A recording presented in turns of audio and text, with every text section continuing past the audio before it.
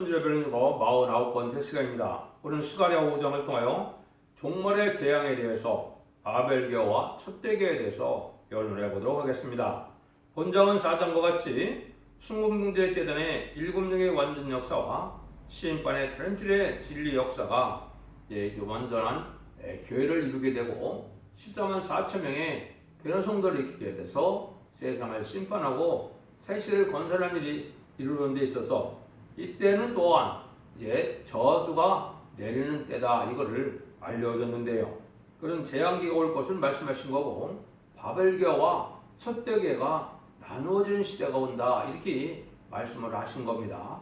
본문을 통하여 이제는 축복받을 교회와 복받을 교회가 어떻게 나눠지느냐 이거를 우리가 분별해야 되겠습니다. 그래서 스가랴 성경 자체가 21세기부터 응해오는 시대라 제가 말씀을 드렸는데요. 스가랴 성경은 종말의 역사를 기재를 해서 안식 시대가 온다는 것을 얘기하는데 그 교회가 바로 순금등대 교회고 그 교회가 촛대교의 역사다 이렇게 말씀을 드렸습니다. 그래서 2001년도에 이제는 순회응답이 있고 2002년도에 말씀대로 쫓겨나는 일이 있고 2006년도에 순회종이 나오는 선지자 안수를 받게 되고 또 2012년도에 순금등대 재단을 세우고 이제 전삼전의 역사가 들어갈 날이 심히 가까운 때에 있다. 그래서 세계통일의 권세를 받고 아름다운 옷을 벗어 신부단정을 이루는 날이 가깝고 전삼전에 들어가므로 이제는 마지막 7년의 마지막 한일의 7년의 역사가 진행될 날 가깝다. 그렇게 보시면 되겠습니다. 그래서 이 스가랴 5장에 오는 것은 2013년도에 1월달에 있었다. 이렇게 저희는 증언을 할 수가 있겠습니다. 1절에서 4절입니다. 내가 다시 눈을 든즉 날아가는 두루마리가 보이더라. 그가 내게 묻되 네가 무엇을 보느냐 하기로 내가 대답하되 날아가는 두루마리를 보나이다. 그 짱이 20규빗이요 광이 10규빗이니이다. 그가 내게 이르되 이는 온 지면에 들어행하는 저주의 저주라. 무릇 녹취라는 자는 그 이평글대로 끊쳐지고 무릇 맹세하는 자는 저평글대로 끊쳐지리라. 망울의 여호와께서 가라사대 내가 이것을 벌하였나니 조적의 집에 들어가며 내 이름을 망령되이 맹세하는 자의 집에도 들어가서 그 집에서 머무르며 그 집을 나무와 그 돌을 아울러 사르리라 하셨느니라. 다른 뜰의 진리가 나타나서 완전한 교회를 이룰 때 이때는 이제 재앙기가 오고 저주가 들어간다 이렇게 말씀하시죠. 그래서 이거는 저주의 두 마리를 이제 말씀하는데 성경대로 물론 재앙이라고 성경대로 축복이고 성경대로 심판을 받는 것이죠. 그런데 여기에 보면 도덕의 집에 이 저주의 두루마리가 들어간다 이렇게 말씀하셨습니다. 이 도덕이라는 것은 뭘 도덕이겠습니까? 하나님을 영원하게 해서 하나님의 뜻을 이루고자 하는 이러한 신앙의 교회가 아니면 그 나머지는 도덕이 되죠. 인간을 영원하게 한다든가 인간의 욕심을 채우든가 자기의 살이사욕을 채우든가 이런 것들은 다 도덕이 되죠. 그래서 이런 자들에게는 하나님이 이제는 복을 받을 수 없기 때문에 저주의 두루마리가 들어간다.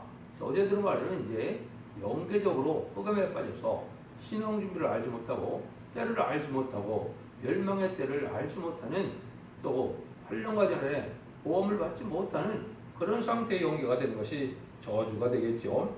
이런 시대가 온다 이 말이거든요. 그래서 인간들이 자기 욕심대로만 살아가서 자기 욕심을 채우는 것이 되고 교회도 하나의 친목단체처럼 또 이익단체처럼 자기의 직업의식, 직업을 가지고 있는 것처럼 이렇게 운영되는 것은 하나님의 뜻과는 상관이 없겠죠. 이것은 진리 앞에 순종하여 내가 희생수가요 하나님의 뜻에 순종하여 하나님의 뜻을 이루어서 하나님이 주고 싶어 하시는 그 사랑을 받아서 하나님의 영광을 누리게 되고 하나님께 영광을 드리는 것이 이게 참된 교회의 모습인데 지금은 그렇지 않다 이 말이죠. 그래서 하나님께서는 진리대로 하시겠다고 명세를 하셨기 때문에 진리대로 순종하는 수밖에는 인간은 진리를 가공하거나 진리의 말씀을 변경시킬 수 있는 자격이 없거든요.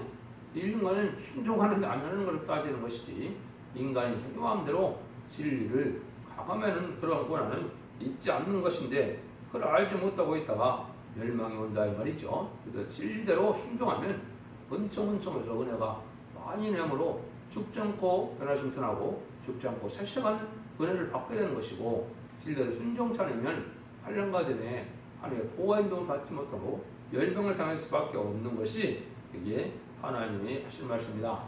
특별히 이제 요즘에 많은 11조 문제를 얘기하는데 11조는 구원의 계명이 아니고 새 시대가 아닌 계명이거든요. 새 시대 축복을 받기 위해서는 11조 헌물을 해야 되는데 그것이 이제 8장 3장 8절에 보면 사람이 어찌 하나님의 것을 도둑질하겠느냐 그러나 너희가 나의 것을 도둑질하고 말하기를 우리가 어떻게 주의 것을 도둑질하였나이까 하도다 있는 곳 11조 헌물이라 11조란 말이 분명히 나오죠. 주의를 품게 하고 하나님의 뜻을 이루어서 왕국 건설을 이루는데 필요한 계명이고 물질이다 이 말이죠. 그래서 하나님이 이제 11조를 하는 자들 또 헌물은 뭐랍니까? 이거는 뭐 주의론금이나 감사원금이나 이걸 해당되는데 하나님의 은혜를 받고도 감사할 줄 모르면 그것도 그 도덕이라 볼 수 있는 것이죠. 그래서 이것은 하나님의 뜻을 이루고 인간에게 복을 주게 하는 것이지 이것은 인간에게 칩을 지우기 위해서 하나님이 하시는 일은 아닌데 이걸 잘못 또 해서 많은 저주받는 일처럼 말씀을 하는데 이것은 성경을 알지 못하는 것이죠. 예언서라는 것은 율법 시대가 아니고 이거는 과거의 시대가 아니고 현재 우리 예언이 성취돼서 이루어진 시대라는 걸 우리가 알아야 된다 이 말이거든요. 그래서 이렇게 망령 때 맹세하는 집에 들어가고 또 도둑질하는 집에 들어간다. 그래서 하나님만을 영화롭게 하기 위한 그런 신앙생활이 아니고 자기의 부귀영화, 명예와 욕심과 이런 것을 채우기 위한 이러한 종의 생활이라면 이거는 도덕이다 이렇게 볼 수가 있습니다. 그래서 하나님의 진리 앞에만 순종하고 그의 것은 우리가 맹세할 것이 없는 것이죠. 그래서 하나님의 이제는 하시는 일에만 동참을 해야 되는데 마귀의 세력이 이제 세계 틈을 해주고서 나온 것이 공산당 세력인데 거기에 타협하거나 그걸 동조하거나 그걸 용납한다면 그것도 또 저주를 받는 일이 되겠죠.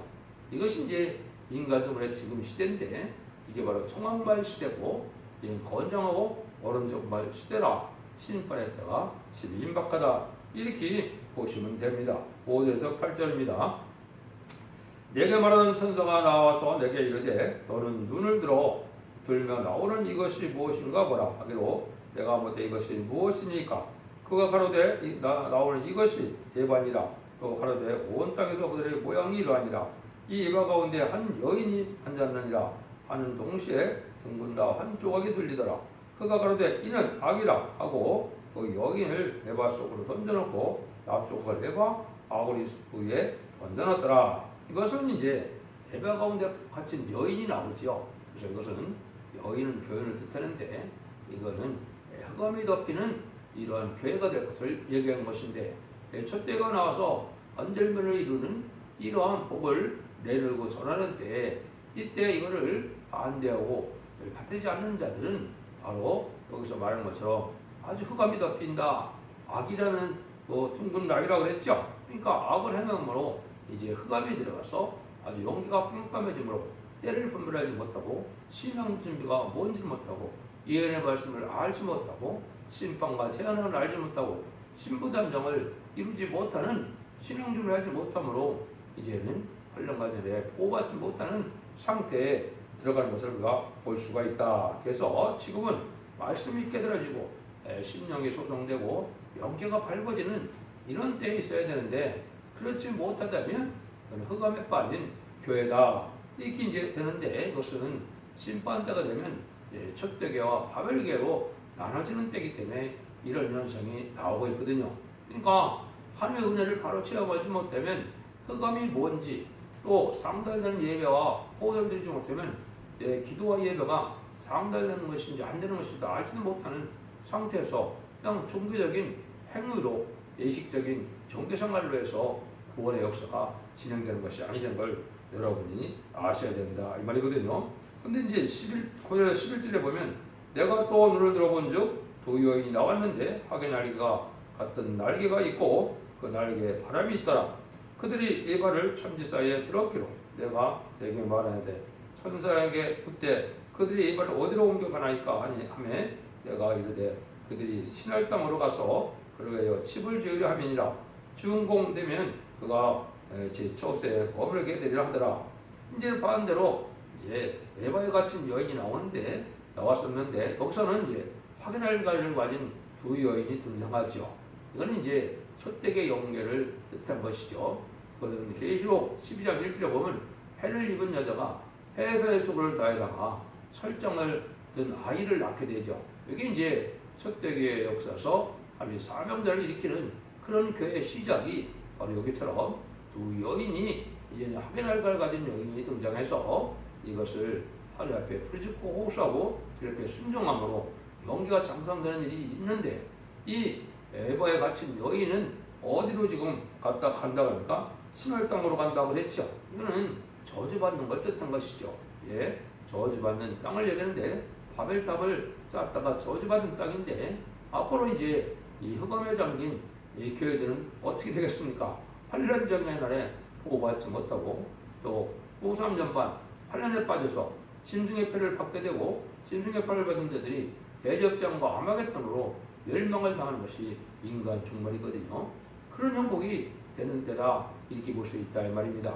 그래서 교회를 여인으로 표시하는 것은 여인은 이제는 생산이 근본이고 생산하는 것이 사명인데 새로운 종들이 나타나고 사명자를 물론 일으키는 그런 교회 사명자가 여인이다 이렇게도 볼 수 있고 또 실질적으로 이제는 그런 사명을 감당할 성도들을 뜻했다 이렇게 볼 수도 있는 겁니다. 그래서 이것은 뭐 각자가 체험에 오는 거라서는 틀릴 수 있어도 저에게는 이게 실제 망령된 맹세라는 여인과 또 두 확인을 간 두 여인처럼 이렇게 세 여자분들이 이제 등장을 해서 이제 이 교회가 시작되고 또 이 교회가 또 갈라지는 역사가 있었는데 이것은 촛대교와 바벨교로 갈라지는 역사의 시발점을 얘기한 것인데 이것이 이제 2013년도 1월달이 되니까 이제 이러한 때가 지금 임박해서 지금은 이제 촛대교회가